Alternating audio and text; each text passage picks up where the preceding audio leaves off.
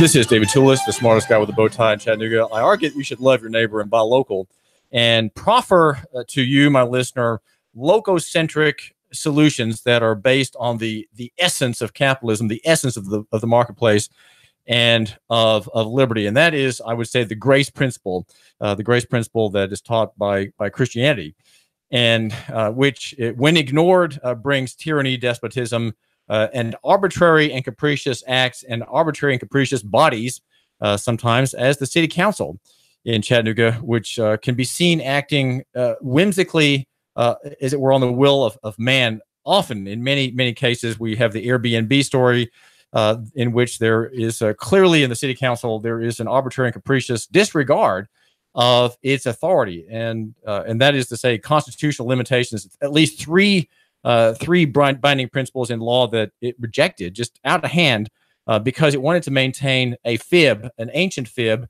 written into our Tennessee Code annotated, and that is the authority of zoning, which fills many pages, I'm finding, in the Tennessee Code. Brought to you here by Euronews.com. Euronews.com.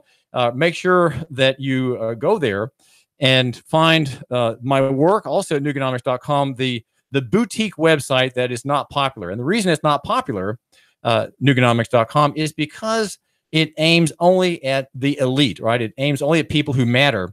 They may not be elites financially and in education, but they're elites because they know the issues, and they know them because I tell them what the issues are in easy to read English. Again, we're brought to you by Euronews.com, and the number is 800-8949, 800-8949. And I have on the phone with me John Foreman. He and his wife Lorraine live in the Mountain Creek subdivision or division. It is an area between Red Bank and Signal Mountain. And yesterday he was there with his beloved, and he was there with others from the neighborhood who were protesting the prospect and there to support a resolution by Council Member Chip Henderson, which offered, as they saw, offered protection from development of their neck of the woods here in Chattanooga. And I mentioned that zoning is a kind of a hazard. It's a hazard to the free market, and it allows for capricious use of authority to bring about good for some to the detriment of others. The detriment often is not visible, and the benefit sometimes is visible. But there are detriments to zoning per se that come into view, I would say, almost with every story. It's a little harder for me to see it in this case, since I'm kind of cold on the matter, cold on the trail, if you will. And so I have with me here John Foreman. You're a semi-retired pulmonary physician. You're 72. Say something about why you were there last night in City Council and what happened. We moved to this area in 2007 and purchased a home that is overlooking the Quarry golf course, which includes a place for the golf course to meet. Anyway, we have recently, there was a recent zoning request to change the zoning to allow high density development in this clubhouse area and or the golf course, which is no longer there, to be developed in high density apartment homes and rental homes. And we were against that because we felt that this would impact our community adversely, and that we would probably have a decrease in the property value of our home, and to have rental apartments nearby, which was within 200 meters of our house, was just not tolerable. So we, with a group of individuals I'm sorry. Say it again. There were about 100 people Friends of Mountain Creek. Yeah, Friends of Mountain Creek are a group of people who live in this area and were against this development. We ask our city commissioner, Chip Henderson, to represent us, and he certainly did at the commission meeting. And so we are not against having homes built there. R1 zoning, which allows homes to be built, custom homes, and homes that are beautifully built and separate, home-owned, owner-owned and buildings. And so we were part of a group who would like to maintain the integrity of our community without high-density rental homes. So we were very glad that this resolution passed last night. There was a large number of people who attended that meeting, and I think that at this point we're very happy that the zoning was switched to allow the R1 development of homes, however, prevent high-density apartment rentals. So the work that's ahead, the story is, it seems almost done, John, Dr. Foreman, almost done, but it's not going to be rezoned to R1. It remains C2, which means it can be used for other than residential. But the planning commission some part of the city is being charged with laying down conditions that will satisfy the neighbors of this. I think it's a 17-acre lot in the middle of the former golf course area. Yes, the zoning is currently C2, which was switched from C1 several years ago, and this would allow the businesses to be developed with the C1 zoning. However, it would preclude high-density rentals. So we are okay with that. It's a lesser of two evils, but that certainly is what we're willing to accept at this point, and to, again, prevent the high-density rental apartments being built. Well, I'm not exactly clear on what, Dr. Foreman, what is allowed under the C1 or the C2 zoning. What exactly could be built there that's non-residential that you would not object to as much as you would object to apartment complexes?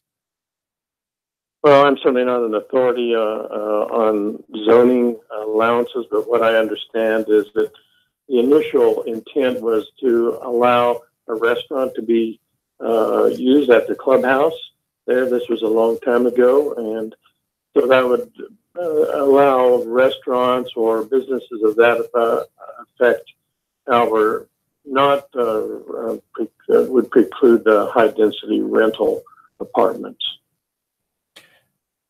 Yes, this is David Toulis, and we're talking with John Foreman, who is a resident of the Mountain Creek area. It is a subdivision that has more upscale houses. Is that right? There are more than 100 people, Dr. Henderson, who live there. Why were there so many people here? What did they want? Why are they happy that they? This right here is an interview with Chip Henderson in favor of the resolution. What is it that they've gotten from the city council's actions? Really, what they were opposed to is multi dwellings on this piece of property. The C2 that's currently there in the middle of all residential zoning around it allows for multifamily development. And by placing conditional language that basically conditions it to C1 uses, that would prevent multifamily dwellings. And the people here, by about 100, seemed they were against the idea of rentals in their enclave. Well, they kept calling it rentals, but really what they're referring to is multifamily. There's so many apartments on south down Mountain Creek Road. They did not want to see the creep of multifamily development on up Mountain Creek Road to the north. They want it to stop where it is. The warnings of the attorneys who spoke before the council against the resolution for development, you might say, they said, well, it's illegal to go back into moldy decisions of city council and now add conditions. What did you make of that argument? Why did that not matter to you? I'm not a lawyer. like I said in my statement, I didn't prepare this resolution in a vacuum. I consulted with our city attorneys, and they helped me craft this resolution in their advisement. I depend on them to keep me legal. This is David Tullis, and we've just been hearing there in that clip from Chip Henderson. We have John Foreman, who is a former, semi-retired pulmonary physician who lives in the Mountain Creek development between Red Bank and Signal Mountain. So, John Foreman, are you generally satisfied with what happened at the meeting yesterday, or are you just have the sense of relief that you won't be having multifamily dwellings built in your area? Your houses. Your various houses are kind of surrounding a field, right? A former golf course, and in the middle of which is a clubhouse and some beautiful land. And you're not going to have, as far as we can tell, condos built there here in Chattanooga. Yeah, so we're very pleased with the result at this point, and very grateful to Commissioner Henderson for his efforts in this regard. And hope that we can continue to maintain the area for homes, and which is a place to live and raise our children and our grandchildren, and to maintain the beauty of the area without overdevelopment. Well, let me ask you a question about the idea of zoning per se. If you have zoning, you don't have liberty and you don't have freedom. Do you think it's better for Chattanooga to have zoning where, as you say in your case, your property value is maintained, whereas if you didn't have zoning and you just had a free market, you would have a lot more movement and a lot more perhaps abutting of different types of people, different kinds of interests, some residential, some commercial, some light industrial, some industrial. You'd have a large mix, as in Houston, which is a zoning free city. And in Houston, there's tremendous prosperity, and there's the benefit of having the poor with us, as the Bible says, we have the poor with us always. And when you have zoning, what happens is you tend to push out into the extremities the poor people with the low rent, the low rent district. And so the idea of zoning gives protection to you might say the incumbent landowners. But one problem is that it is an abandonment of the idea of liberty and freedom and property rights, because your property is under the control of others.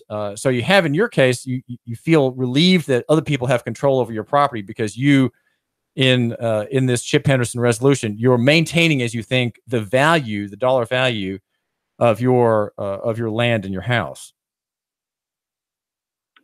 Yeah, I'm not sure that I'm certainly not someone that has authority to speak on zoning issues and things. I'm a doctor, but I'm happy that we can maintain the area of our homes that we purchased this years ago, to keep it a beautiful area without overdevelopment.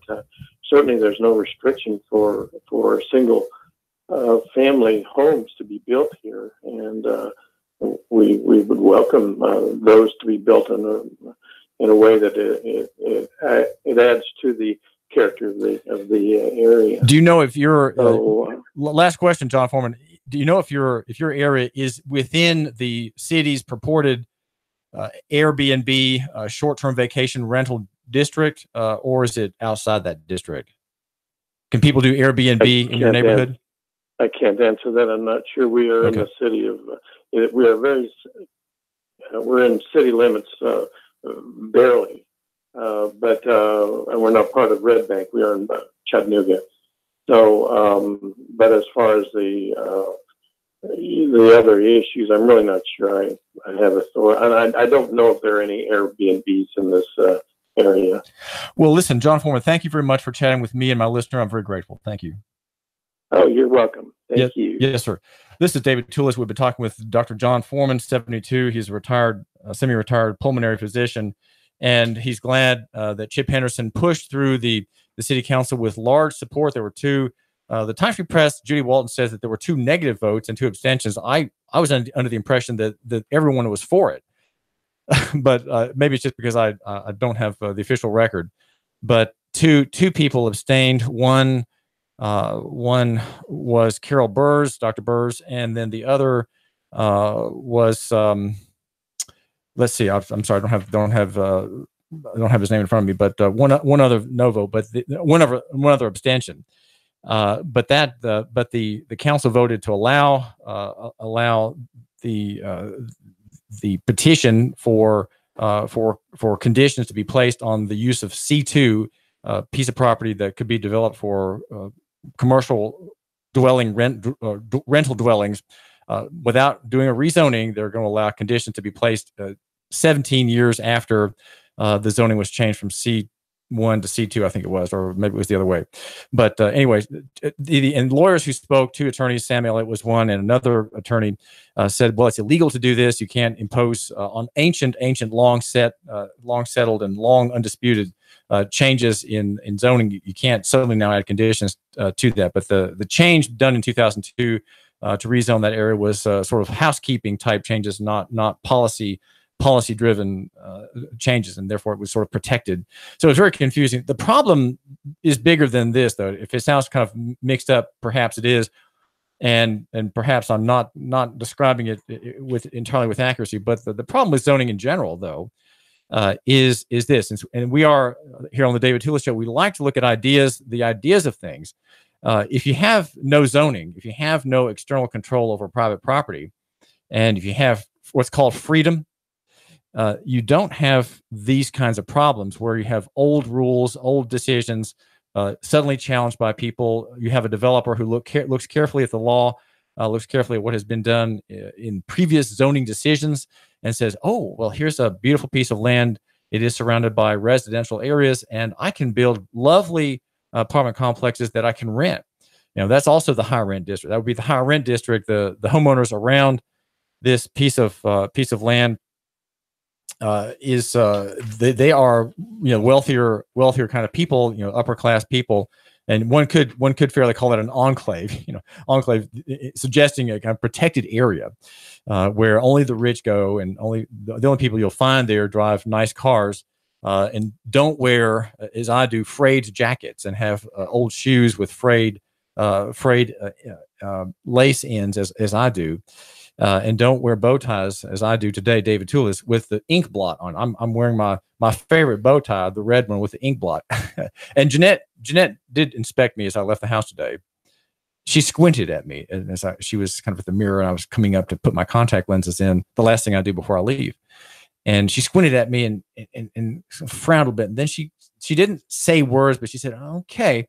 But it's my check shirt and my ink blot red bow tie. So the wealthy people don't wear get-ups like I do. They don't have costumes like I do, the smartest guy with a bow tie in Chattanooga, the blogger with the biggest pen. But the problem with zoning is that you have external decisions on private property. And what you don't have is diversity. What you don't have is the contrapuntal nature of city life. Contrapuntal is the adjectival form of the word counterpoint, right? You don't have counterpoints. You don't have conflict and clashes that should be part, that are the best part, that are the most exciting part of city life, where your neighbor, oh no, my neighbor's a factory. Oh man, the guy sold out and he put a factory next to me. Well, guess what? You live in that house and suddenly you have a factory next to you. Oh man, I hear clanks at night. I hear noises. There are trucks rumbling in the afternoon hour when my children are coming home from school. There's a factory next to my house. How did that happen? Oh, I'm so upset. Well, guess what? That's the city. And guess what? That's freedom, right? If people are free to move about in a train station, you're going to come across all kinds of people in the swirl of crowd, right? You're going to see the wealthy. You're going to see the refugee. You're going to see the immigrant. You're going to see the working man. You're going to see the prostitute. You're going to see the banker rushing off to his appointment. You're going to see working people meeting relatives here from Kansas, right? In the train, go to a train station in Paris, and that's what you meet. If you are in a zoning world, you don't meet people like that. You only meet your own kind, right? You meet your own kind. All the well-to-do people go down one part of the guy, right? And all the working people will go over here. All the refugees are over on the other side, and we have it all segregated. Male and female. You have an artificial life, just like in public school. You have an artificial society. It's not a real society. It's not the real world. It's artificial. And where does prosperity come from? Where do new ideas come from? They come from meeting strangers. They come from meeting people different from you.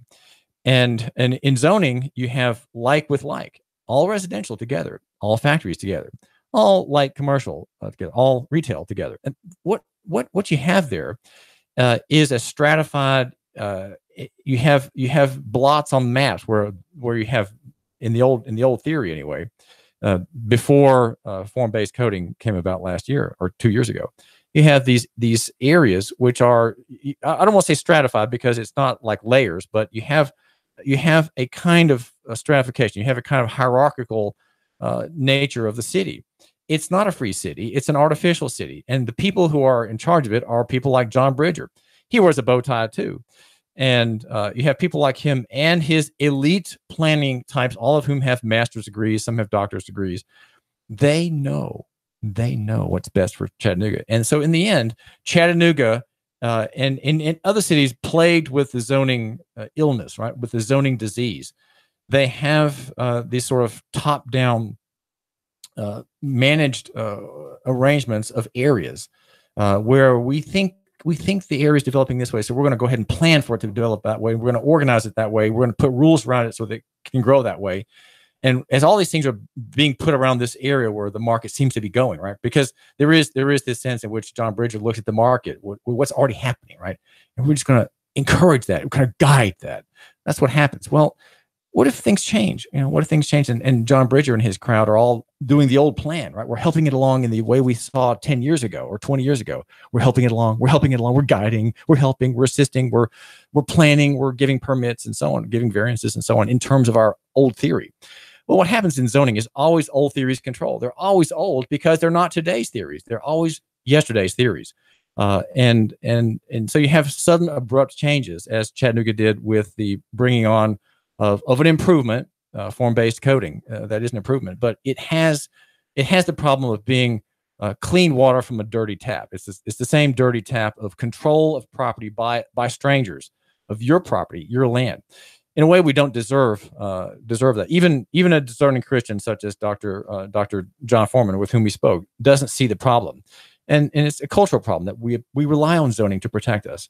I would say a free market, a local economy would not have zoning at all. There would be no protection, right? And so if a factory, if a slaughterhouse suddenly arises next to you, you just have to say, wow, this sure is interesting. Maybe my land is going to become more valuable now, right? Because slaughterhouses need support businesses. My land suddenly becomes more valuable. And this is really interesting, living in the shadow of a slaughterhouse next to my fine house here in Chattanooga. Well, that's what makes for an interesting life. But guess what? You're just going to have to move on, right? Move on. But maybe you want to hang on for a little longer because prices are going up for your piece of property, right? You want to hang out with the banging sounds at night a little longer and stuff your little earwads in deeper to be kept to be able to go to sleep. Well, this is David Toulis. I think you need to have a more exciting life, and that's why I'm here. David Toulis, 92.7 FM, brought to you by yournews.com, yournews.com. And the number is 800-8949. You can call it anytime, 800-8949. 3, 2, 1. Chattanooga